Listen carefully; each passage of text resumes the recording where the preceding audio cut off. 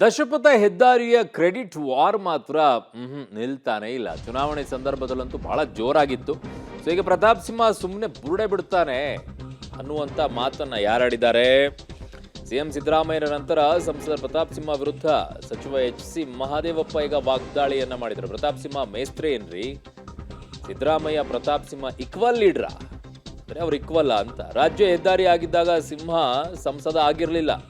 UPA ಸರ್ಕಾರದಲ್ಲಿ ರಾಷ್ಟ್ರೀಯ ಹೆದ್ದಾರಿ ಘೋಷಣೆ ಆಗಿತ್ತು ಅಂತೆಲ್ಲ ವಾಗ್ದಾಳಿಯನ್ನ ಮಾಡಿದ್ದಾರೆ ಮಹದೇವಪ್ಪ ಅವರು.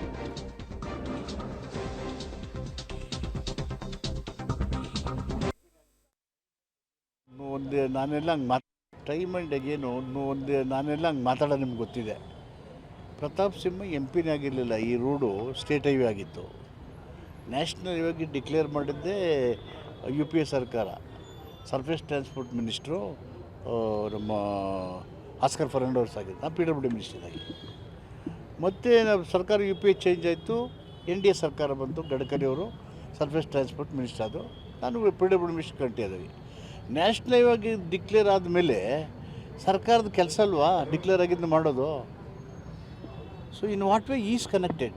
ಏನು ಅವ್ರಿಗೆ ಇನ್ಚಾರ್ಜ್ ಕೊಟ್ಟಿದ್ರಾ?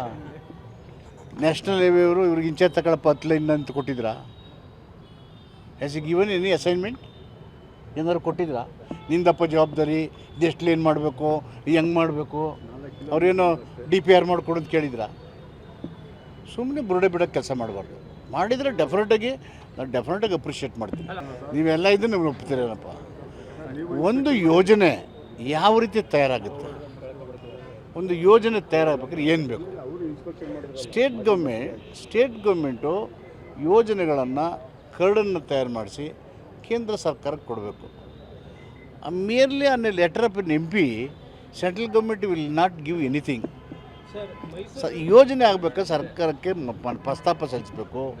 ಪ್ರಸ್ತಾಪ ಸಲ್ಲಿಸಿದ ಮೇಲೆ ಒಂದು ಡಿ ಪಿ ಆರ್ ಮಾಡಬೇಕು, ಡಿಟೇಲ್ ಪ್ರಾಜೆಕ್ಟ್ ರಿಪೋರ್ಟ್. ಅದರ ಮೇಲೆ ವಿವಿಧ ಹಂತಗಳಲ್ಲಿ ಮಂಜೂರಾತಿಯನ್ನು ಕೊಡಬೇಕು. ಮಹದೇವಪ್ಪ ಅವ್ರಿಗೆ ಹಂಗೆ ಹೇಳೋಕ್ಕಾದ್ರೆ ಅನ್ನಭಾಗ್ಯದ್ದೇನೋ ಆಗಿದ್ದಾಗ ಕೇಂದ್ರ ಕೊಟ್ಟಿರುವಂಥ ಯೋಜನೆ ನಿಮ್ಮ ಹೆಸರಲ್ಲಿ ಹೇಳ್ಕೊಂಡು ಹೋಗ್ತಾ ಇದ್ರು, ಅದನ್ನೇನಂತ ಕರಿಬೇಕು? ಹಂಗಾಗಲ್ಲ. ಅವ್ರವ್ರ ಜವಾಬ್ದಾರಿಗಳು ಅವ್ರು ನಿರ್ವಹಿಸಿರ್ತಾರೆ.